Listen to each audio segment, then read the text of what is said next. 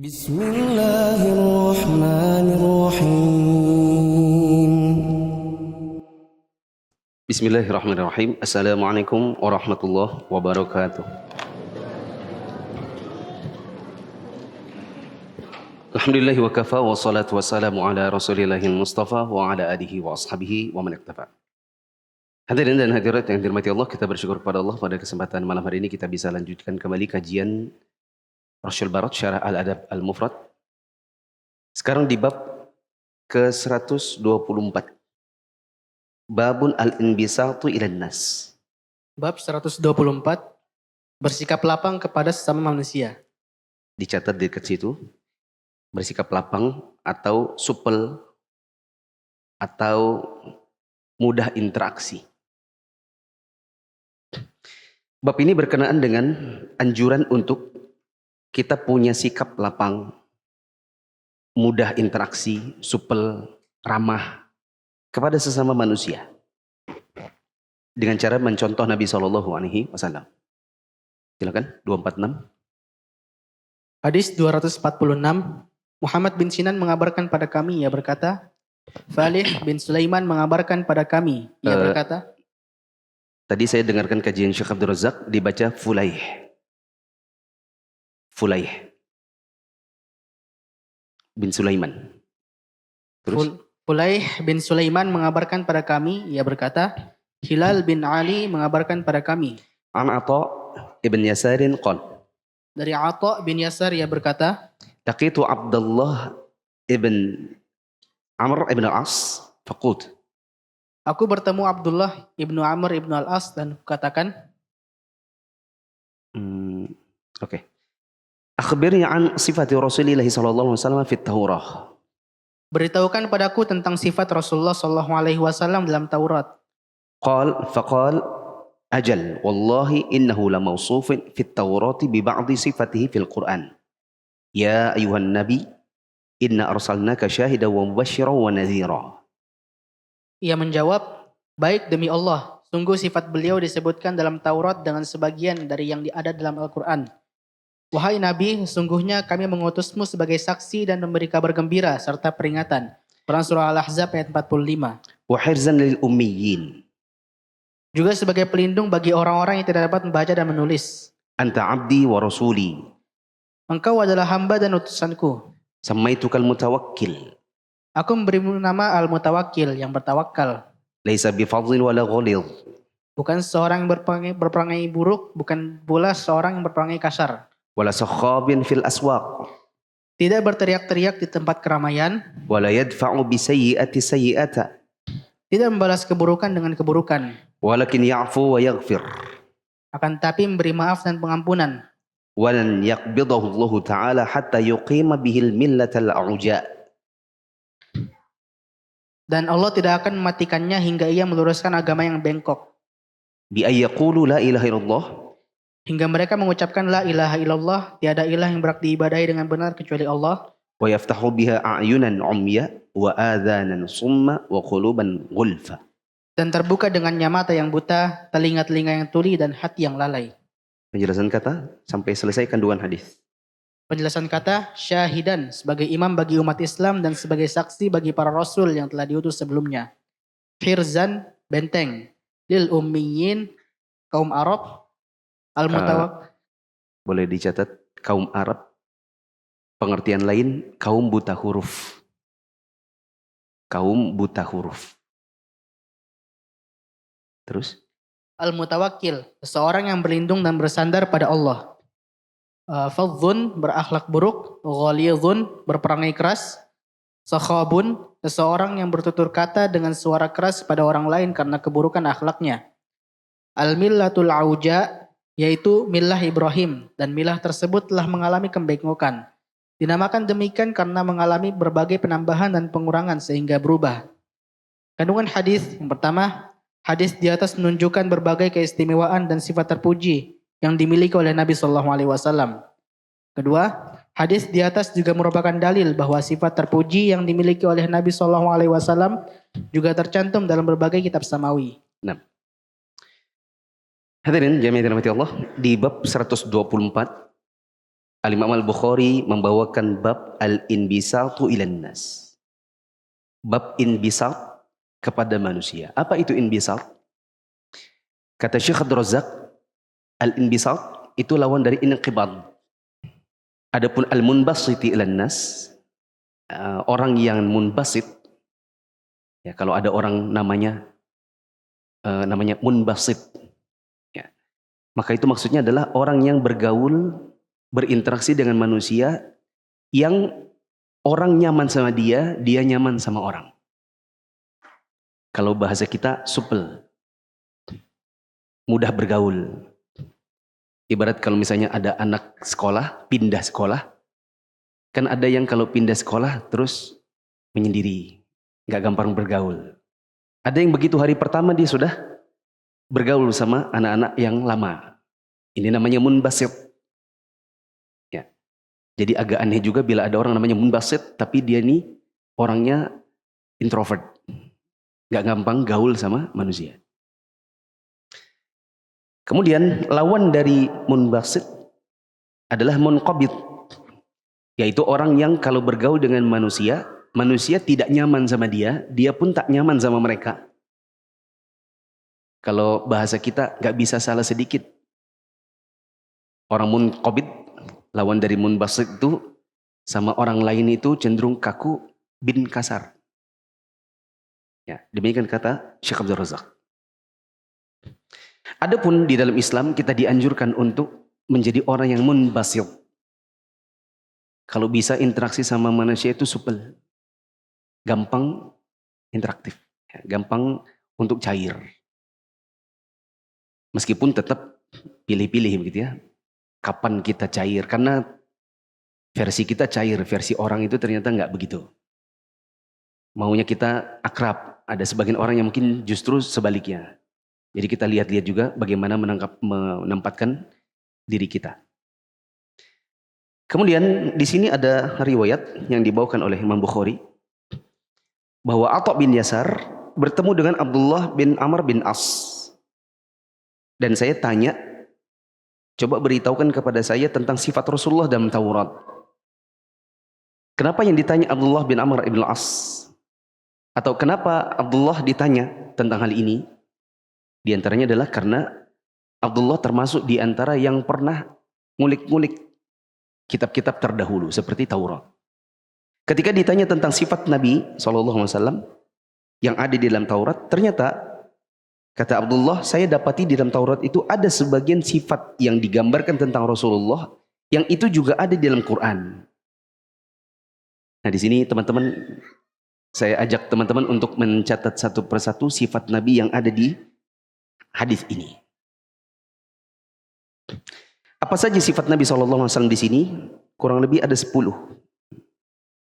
Sifat yang pertama adalah syahidan. Beliau itu syahid. Artinya saksi. Sebagaimana yang disebutkan dalam firman Allah, ya ayyuhan nabiyyu inna arsalnaka syahidan. Wahai Nabi, kami menjadikan engkau seorang syahid. Apa itu syahid? Boleh dikasih keterangan? Syahid di sini ada satu, syahid untuk Allah. Berarti maksudnya adalah beliau bersaksi bahwasanya hanya Allah yang merupakan sesembahan yang berhak disembah. Dua, saksi untuk rasul-rasul sebelumnya. Rasul-rasul sebelumnya. Sebagaimana tadi disebutkan di penjelasan kata yang paling atas. Beliau adalah saksi bagi para rasul yang pernah diutus sebelum beliau. Yang ketiga, saksi untuk manusia. Yaitu menjadi saksi tentang amalan-amalan mereka. Ya. Sebagaimana kata Allah, waji'na bika syahidan ala haula. Dan kami jadikan engkau ini adalah saksi bagi mereka. Yaitu menjadi saksi bagi manusia atas amalan-amalan yang mereka kerjakan. Nah. Sifat Nabi yang kedua disebutkan di dalam ayat tadi, mubasyir. Nabi bersifat mubasyir. Artinya orang yang memberitahukan kabar gembira berupa tauhid, berupa pahala orang yang berbuat soleh, berupa surga yang Allah janjikan bagi orang-orang yang bertauhid dan beramal soleh. Ini yang dijadikan sebagai sifat Nabi. Beliau memberikan kabar gembira berupa ada pahala yang banyak, ada pahala yang besar bagi orang-orang yang berbuat amal soleh. Allah janjikan ganjaran-ganjaran berupa kebaikan bagi orang-orang yang berbuat amal soleh. Dan beliau juga memberitahukan ada yang surga bagi orang-orang yang bertauhid dan beramal soleh. Ini sifat yang kedua. Sifat yang ketiga, nadhir. Disebutkan di ayat tadi, wa nadhiran. Beliau adalah nadhir, artinya pemberi peringatan. Lawan dari mubasyir, nadhir. Beliau memberitahukan kabar gembira tentang surga dan pahala, tapi juga sekaligus memberitahukan tentang kabar buruk berupa neraka bagi orang-orang yang berbuat syirik dan berbuat dosa. Jadi Nabi juga seorang nadhir. Kalau ada orang namanya mubasyir, ini bagus. Kalau ada orang namanya nadhir, nah semoga dia bukan yang justru diberi peringatan. Ya, ada orang nazir tapi dia seorang pendosa. Alih-alih arti namanya adalah pemberi peringatan, malah dia yang diingatkan. Ya. Yang keempat, hirzan lil ummiyin. Beliau adalah pelindung bagi orang-orang yang buta huruf. Karena Nabi SAW dan juga sebagian dari sahabatnya ada yang buta huruf. Mereka ditakdirkan oleh Allah demikian, terutama Nabi SAW sendiri. Beliau tidak pernah belajar baca tulis. Di antara hikmahnya adalah sebagai bentuk penjagaan Allah Subhanahu wa taala kepada beliau dan kepada Al-Qur'an, supaya tidak ada yang mengatakan bahwa Al-Qur'an itu karangannya Muhammad. Kalau Muhammad bisa baca tulis, maka ada indikasi bisa jadi Quran itu adalah buatannya siapa? Muhammad. Tapi Nabi SAW itu tidak bisa baca tulis. Makanya waktu turun wahyu yang pertama, Malaikat Jibril mengatakan, Iqra, bacalah. Apa jawaban Nabi? Ma'ana biqari, saya nggak bisa baca. Ya, karena disuruh baca, Nabi itu nggak bisa baca tulis. Meskipun Arab. Nah, meskipun tulisan Arab, Nabi tidak bisa baca. Pengertian yang lain, kata Syekh Abdul Razak, pelindung di sini adalah melindungi umatnya yang berjalan di atas sunnahnya. Nabi SAW menjadi pelindung bagi umatnya. Apakah semua umatnya? Jawabannya tidak. Beliau hanya menjadi pelindung bagi orang-orang yang, kata beliau, وَذَلِكَ بِاتِّبَاعِهِمْ لَهُ وَاقْتِدَائِهِمْ bihi. Yaitu apabila mereka mengikuti Nabi SAW dan mencontoh sunnah beliau. Ya. Sebagaimana kata Nabi SAW, Kullu ummati yadkhulul jannata illa man aba. Semua umatku pasti masuk surga, kecuali kamu nggak mau. Maka ada yang tanya, Waman ya'ba ya Rasulullah? Siapa ya Rasulullah yang nggak mau masuk surga? Maka beliau mengatakan, Man ata'ani dakhala jannata wa man asani faqad aba.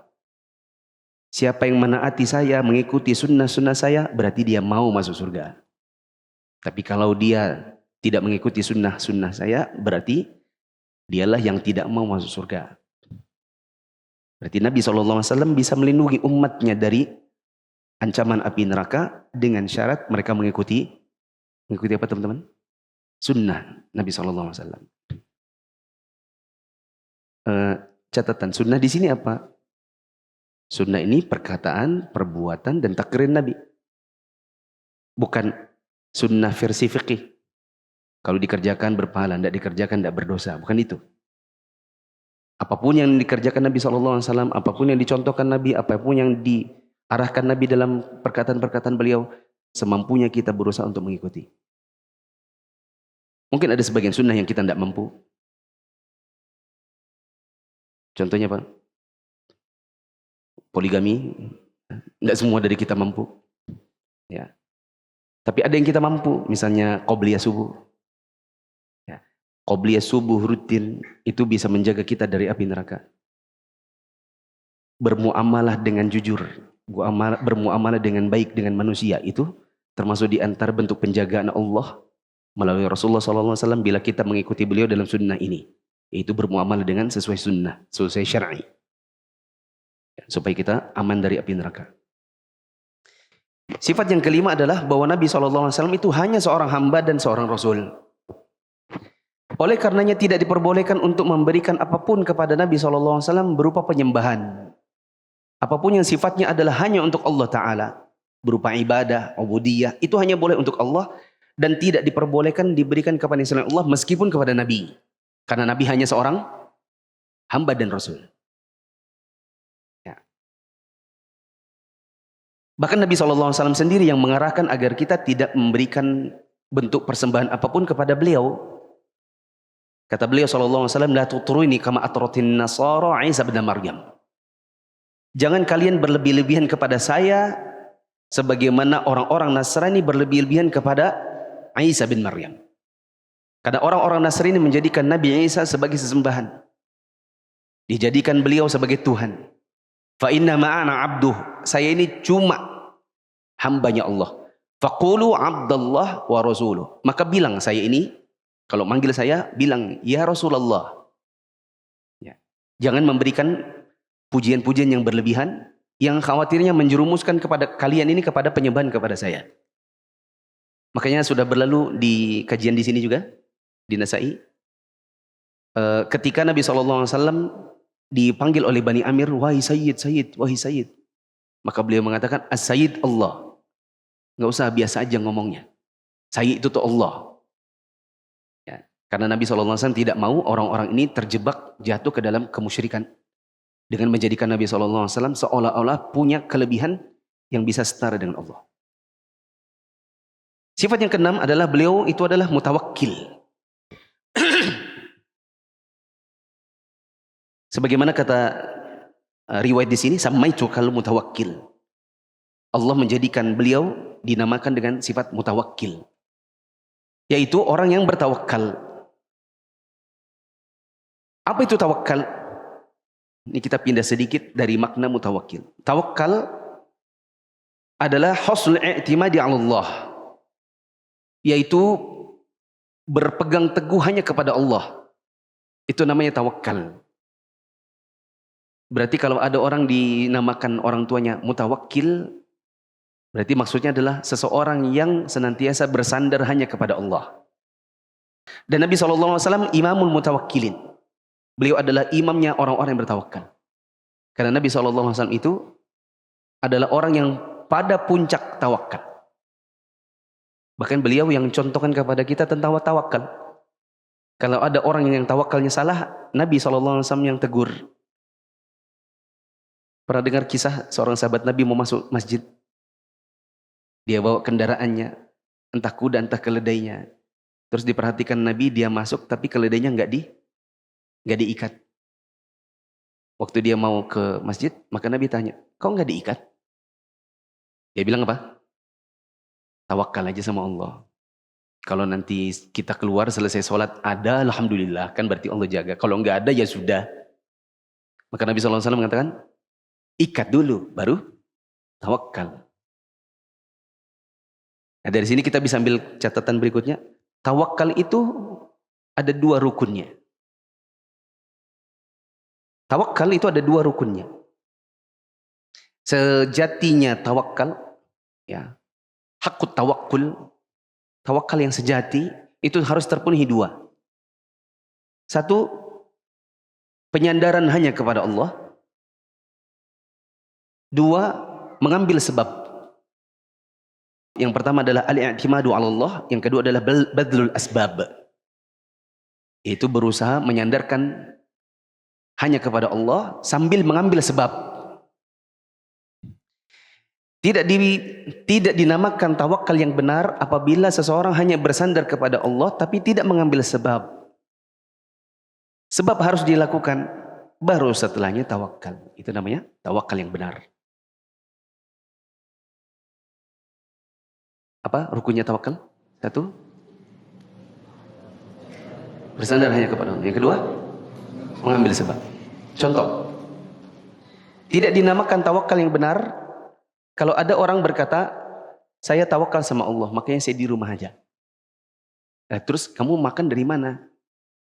Mengharapkan plafonmu runtuh, tiba-tiba ada duit jatuh begitu dari langit? Tidak dinamakan dengan tawakal yang benar apabila cuma sekedar berharap kepada Allah tapi tidak keluar cari nafkah. Sebagaimana Nabi SAW, para sahabat, mereka kalau mau dapat makan harus keluar dari rumah. Tidak bisa hanya dari rumah saja.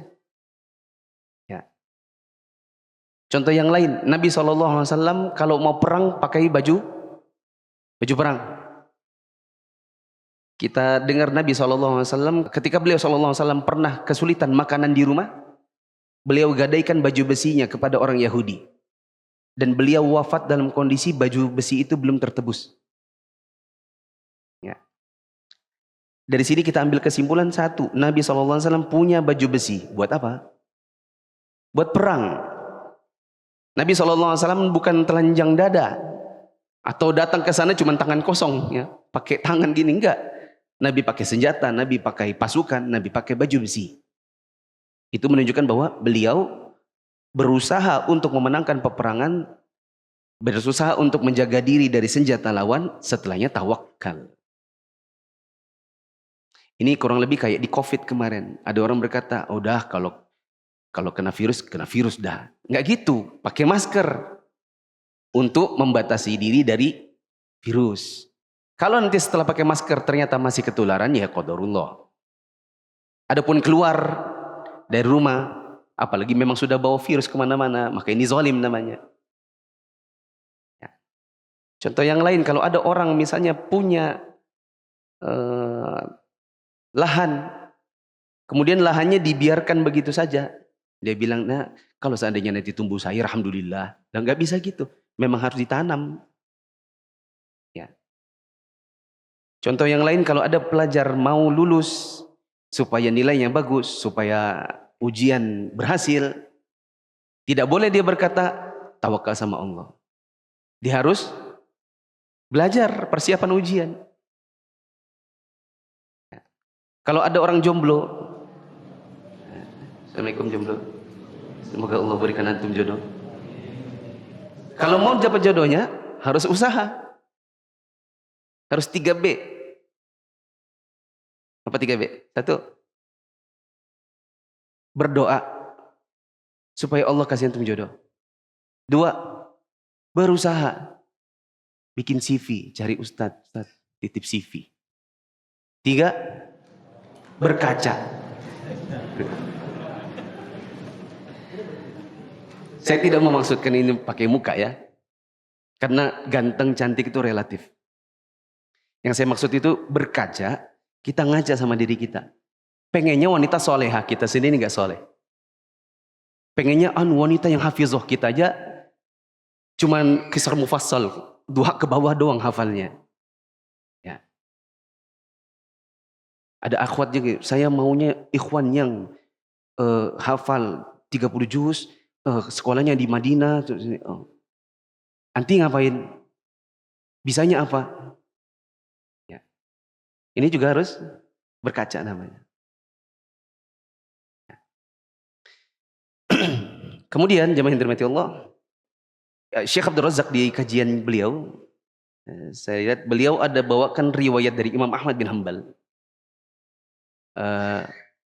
Beliau melihat ra'a rajulan jalisan fil masjid la ya'mal wa yadhhabu ila baitihi wa yajlisu wa la ya'mal.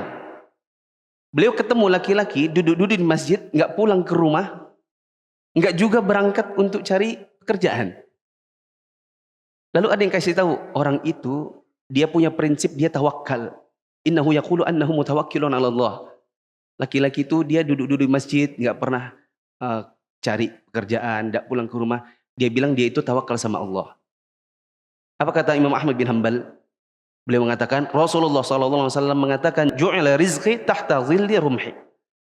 Yang namanya rezeki kita itu berada di bawah ujung tombak. Maksudnya adalah kalau misalnya dapat binatang, ya, pengen berburu. Itu nggak bisa hanya di rumah saja. Supaya dapat makanan harus memburunya. Kalau seseorang ingin mendapatkan rezeki, maka dia harus cari. Itu baru namanya tawakal yang benar. Ya, kata Allah Ta'ala, famshu fi manakibiha wa kulu min rizqi. Berjalanlah di bumi dan cari rezekinya. Allah nggak suruh kita untuk diam di rumah saja. Diceritakan kepada Umar, ada satu kaum. Yang kaum ini kalau berangkat haji, mereka berangkat bila zadin. Tidak ada bekal sama sekali. Katanya, annahum mutawakkilun. Mereka mengklaim kita ini pergi haji meskipun tanpa bekal karena kita tawakal sama Allah. Ya. Maka kata Umar bin Khattab, al-mutawakkilu huwa alladhi yulqi badhrahu atau bidhrahu fil ardi wa yatawakkalu 'ala Allah. Orang yang betul-betul tawakal itu adalah yang dia berusaha menempuh perjalanan di muka bumi dengan menggunakan bekal, baru kemudian dia bertawakal kepada Allah.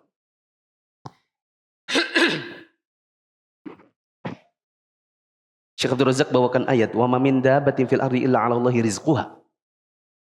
Tidak ada seekor binatang melata pun di muka bumi kecuali ada rezekinya. Tapi binatang melata ini nggak ada yang diem.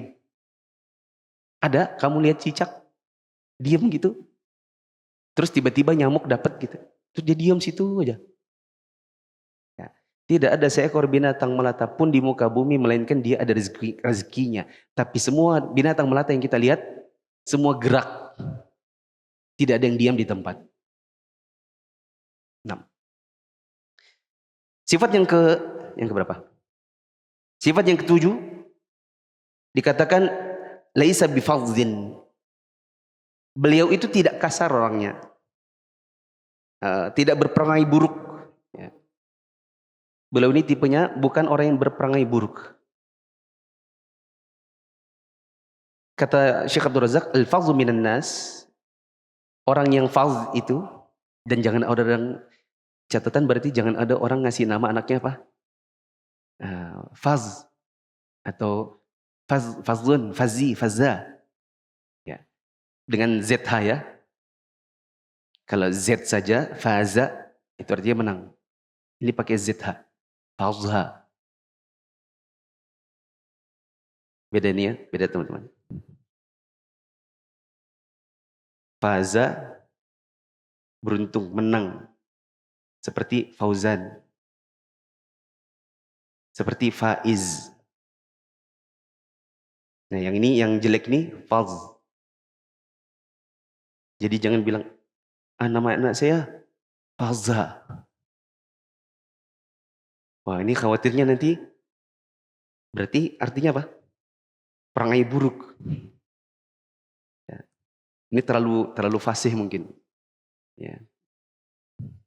Kan gak ada Fauzhan gitu kan, gak ada kan? Z saja, Z-A-N. Faiz, F-A-I-Z, tanpa H belakangnya. Ini artinya perangai yang buruk. Kata Syekh Abdul Razak, huwa sayyi'ul khuluq. Dia adalah orang yang jelek akhlaknya. Alladzi yu'amilun nasa bil akhlaqi sayyi'ah. Yaitu orang yang kalau bermuamalah sama manusia, akhlaknya buruk. Ini artinya fadz. Ya. Orang yang perangainya itu kasar, keras. Ya. Senada dengan sifat ini adalah sifat yang ke-8. Yaitu ghalidh. Ya. Beliau itu tidak ghalidh. Yaitu kasar, keras. Kasar lagi keras. Sebagaimana kata Allah Subhanahu wa taala di surat Ali Imran ayat 159. Di surat Ali Imran ayat 159 kata Allah taala, "Fabima rahmatin minallahi linta lahum." Dan karena nikmat Allah makanya kamu bisa berbuat lembut kepada mereka, wahai Muhammad. Walau kunta fadlan ghalidhan qalbi lam faddu min haulik. Kalau seandainya kamu wahai Muhammad bersikap keras, kaku, perangai buruk, maka niscaya orang-orang yang menjadi target dakwahmu akan lari dari kamu. Dari sini juga menjadi pelajaran untuk kita. usahakan sifat-sifat yang buruk kita hilangkan dari diri kita. Meskipun juga tidak bisa maksimal. Karena setiap dari kita pasti ada sisi kekurangan. Tapi antum bayangkan, kita berusaha untuk menjauhi sifat buruk saja, kadang ada sifat buruk yang masih melekat. Apalagi kalau tidak berusaha sama sekali. Tidak mengevaluasi diri. Ya. Kita misalnya tipe kalau sama orang tuh jutek, kasar, nyinyir, sinis. Ya. Wajahnya ndak manis. Nah, ini perlu untuk dievaluasi. Bagaimana cara mengevaluasi? Kembali ke riwayat yang minggu lalu. Yaitu hadis Nabi SAW, al-muslimu mir'atu akhi. Seorang muslim itu bisa jadi cermin buat saudaranya. Di antara penerapannya adalah, kalau bisa, jika kita lihat saudara kita punya perangai buruk, semampunya kita kasih tahu. Karena kadang-kadang orang berbuat buruk itu tidak dia sadari. Ya.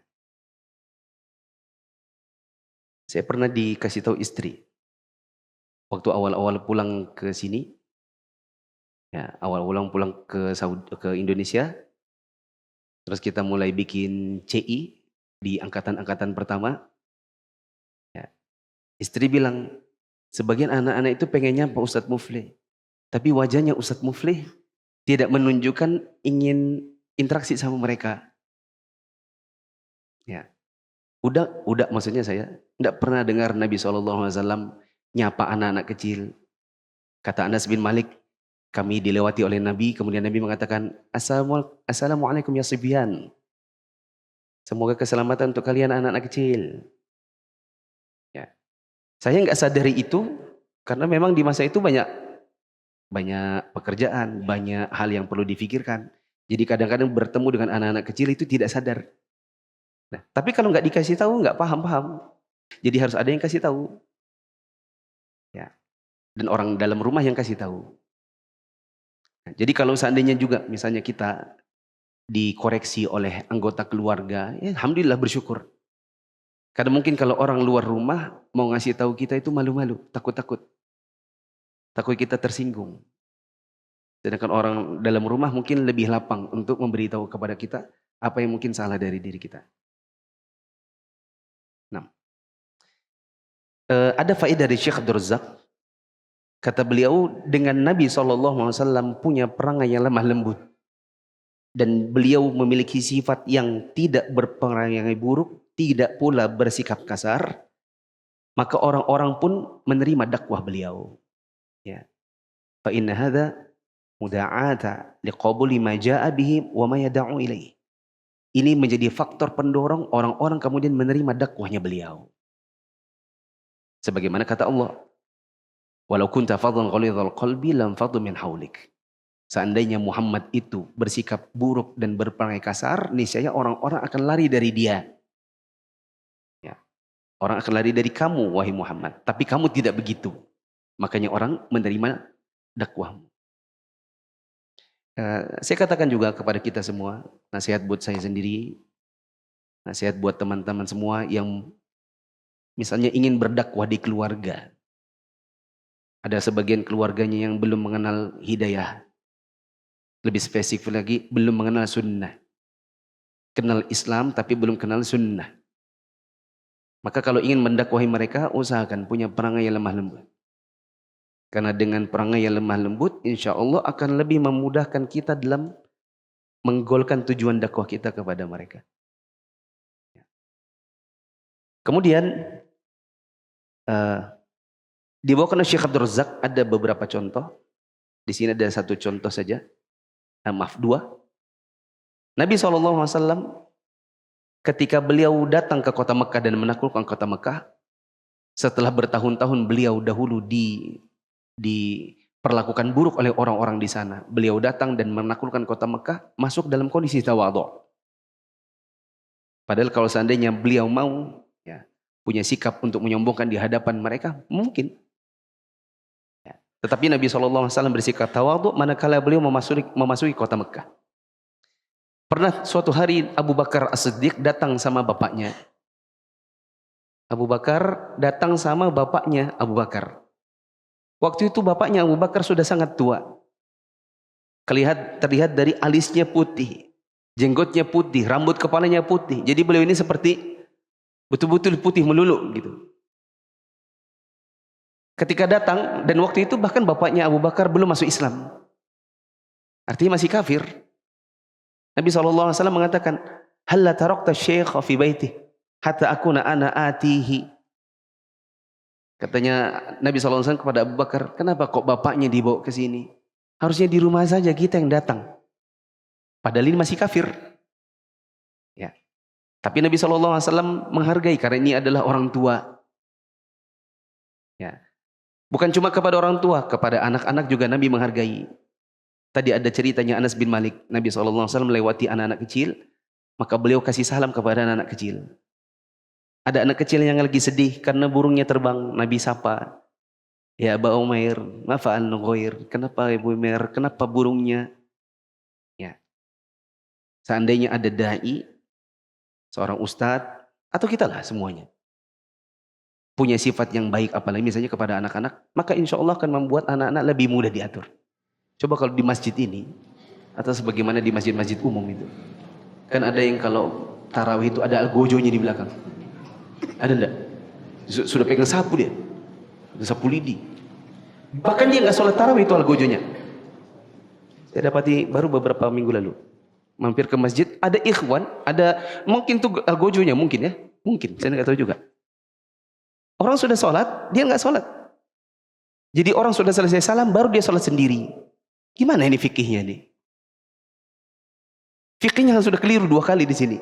Pertama, buat apa anak-anak dijaga? Dialgojoi, dijaga, diancam begitu. Anak-anak bukannya nurut. Kalaupun mereka nurut, berarti nurutnya hanya di bawah ancaman. Artinya kalau si pengancam, si algojonya lagi nggak ada, apa yang dilakukan? Lari-lari.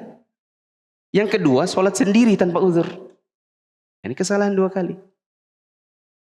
Apa yang harusnya dilakukan? Di masjid itu orang-orang tua harus ramah sama anak-anak. Dalam menegur juga nggak boleh bentak-bentak. Ya, supaya hati mereka itu tenang dalam masjid. Ketika diberi arahan, anak-anak, ayo silakan semuanya sudah mau iqamat. Ada yang belum wudu? Yang sudah wudu silakan masuk ke shaf, ayo berpisah supaya tidak bermain-main. Silakan. Anak-anak akan lebih mudah diatur. Ya, kalau orang tuanya kasar, maka akan menciptakan anak-anak yang hanya patuh di bawah ancaman. Begitu si pengancam hilang, hilang juga kepatuhannya. Azan. Ayo bawa harta ke surga. Dukung pembangunan sekolah Islam Mufid dengan donasi ke rekening atas nama Yayasan Muflih untuk Islam dan Dakwah. Allahu Akbar, Allahu Akbar, Allahu Akbar, Allahu Akbar. Asyhadu an la ilaha illallah.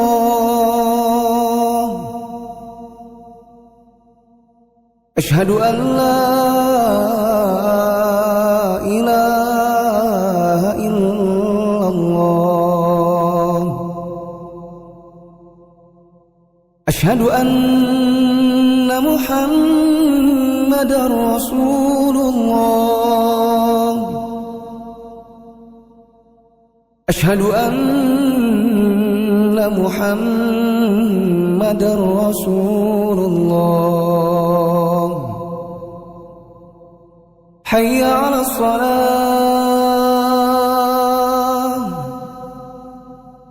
Hayya 'alas salah. Hayya 'alal falah. Hayya 'alal falah.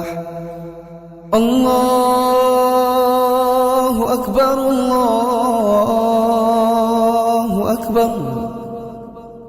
La ilaha illallah. Selanjutnya, sifat Nabi yang ke-9. 9 ya. Beliau itu la sakhabin ya, wala sakhabin fil aswaq. Nabi itu tidak suka berteriak-teriak di tempat keramaian. Suq di sini pasar, tapi bisa juga dikatakan tidak berteriak-teriak atau bersuara keras di tempat umum. Ya. Kata Syekh Abdul Razak, as-sakhab huwa alladhi yarfa'u sawtahu wa la yatakallamu illa bi sautin 'ali. Perhatikan teman-teman. Disebut dengan sakhab, yaitu orang yang suka angkat suara dan kalau ngomong selalu suaranya keras. Jadi kalau ada ikhwan yang suaranya seperti ini bisa dikatakan sakhab. Kalau bicara tidak pernah lembut. Bahkan bicara dengan orang yang cuma 1 meter 2 meter dari dia, itu di mana-mana bisa dengar suaranya. Ya. Atau di tempat keramaian, maksudnya di masjid. Manggil orang itu suaranya nggak bisa pelan-pelan. Menegur anak-anak selalu angkat suara. Ya. Kalimat kemarin, hei anak-anak, diam, tenang. Kalau ngomong keras-keras. Ini saya tadi nggak mau keras-keras, khawatir mereka di belakang mengira saya yang negur mereka.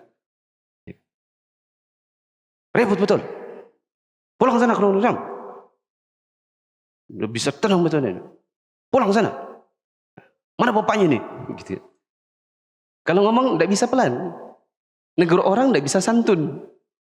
Tidak bisa santai gitu.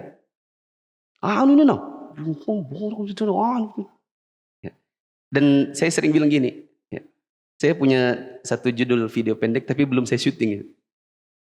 Orang Balikpapan logatnya itu sangat cocok dengan yang seperti itu. Sehingga saya maunya itu coba orang Balikpapan belajar nggak pakai bahasa Balikpapan. Karena nggak tahu kenapa. Orang Balikpapan sangat cocok dengan yang isinya nyolot-nyolot kayak gitu. Yang kalau negur, borok betul. Emu nih, doksol, tambuk, rengong, gitu. Dan itu nggak cocok gitu. Di Saudi kita nggak dapat gitu. Nggak dapat gitu. Saya lebih suka kalau, apalagi ummahat. Ya. Kalau bisa mereka belajar bahasa untuk tidak berbahasa Balikpapan. Kalau ada anak kecil gitu, misalnya ada anak kecil yang bisa dicontoh gitu. Ya. Misalnya 3 tahun, siapa namanya? Oh, Masya Allah. Oh, sudah sekolah? Oh, belum, Masya Allah, belum sekolah. Kalau yang sudah sekolah umur 6 tahun, sekolah di mana? Di TKCI. Masya Allah, di TKCI. Padahal dalam hati, biasa aja, aku dulu pernah TK juga sebenarnya. Ya kan? Tapi demi menghibur anak-anak. Masya Allah. Oh, sudah kelas berapa? TKB, Masya Allah. Coba kalau pakai bahasa Balikpapan. Sekolah di mana? Oh, tahu ay. Ya. Kan kamu aja sekolah. Mana mamamu? Mana mamamu? Mana bapamu? Itu bapamu. Oh, itu bapamu, gitu ya. Nggak bisa Anda gitu. Sulit untuk dianggap sebagai bahasa yang santun. Nggak tahu kenapa, bahasa Balikpapan gitu. Intinya, jangan sakhab. Karena Nabi SAW itu beliau tidak sakhab. Tidak suka teriak-teriak yang suaranya keras gitu. Kemudian yang ke berapa? 10. Sifatnya Nabi SAW, la yadfa'u bisayyati sayyata. Beliau tidak membalas yang buruk dengan yang buruk. Tidak membalas keburukan dengan keburukan. Ya meskipun ini juga butuh latihan. Saya pun ya misalnya dapat keburukan dari orang, kalau tidak membalas itu rasanya gimana? Ya, rasanya kurang puas. Ya. Kalau kita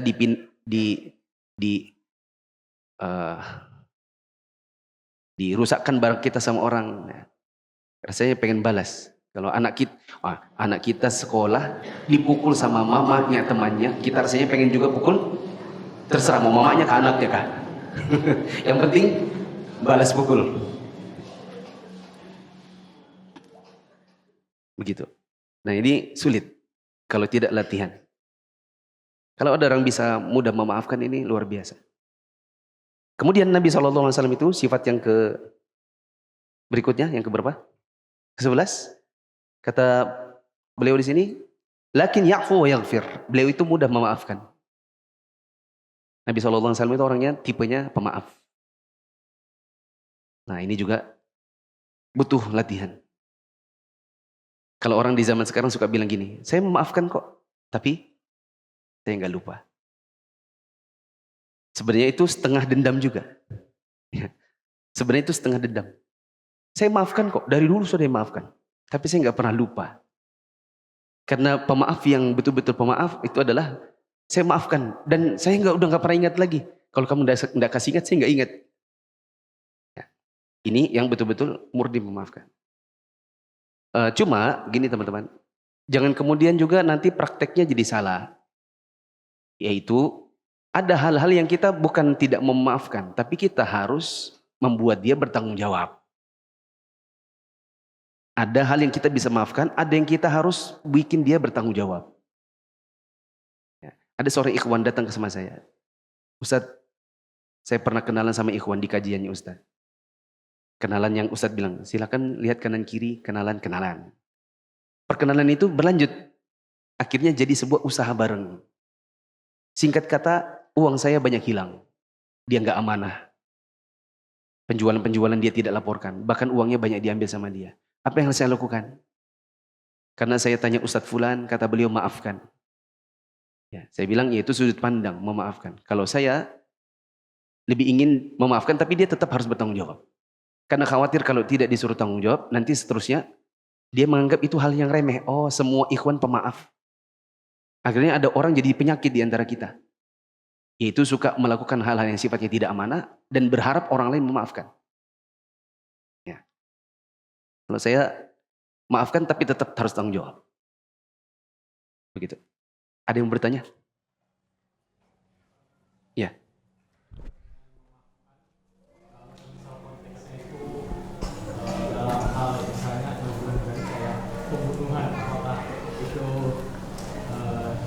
Seperti pembunuhan, apakah bagusnya memaafkan atau tidak memaafkan? Oh ya. Terjadi semacam kriminal, kita menjadi korban. Kita memaafkan, tapi apakah tetap harus dilanjutkan proses kriminalnya? Satu kriminal dengan kriminal lain, pelaku yang satu dengan pelaku yang lain, bisa jadi penyikapannya beda-beda.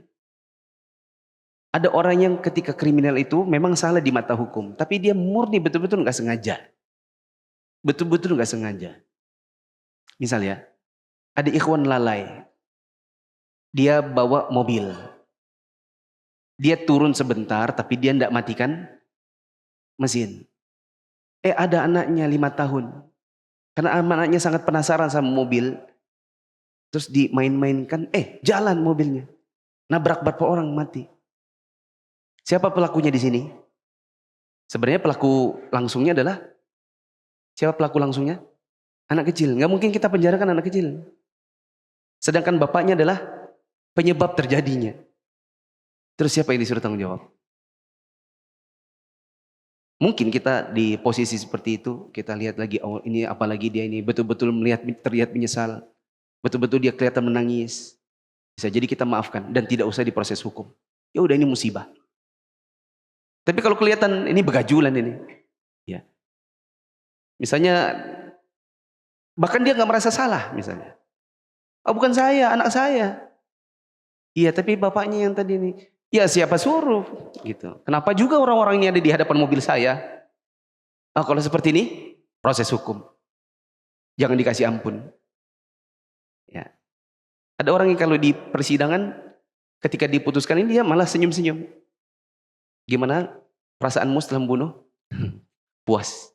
Loh, yang seperti ini, lanjutkan proses hukum. Khawatirnya nanti dia menjadikan perbuatan ini nggak salah gitu ya. Akhirnya dia lakukan lagi di masa mendatang. Begitu. Contoh yang lain, karyawan. Ada karyawan lalai. Dia lupa gembok.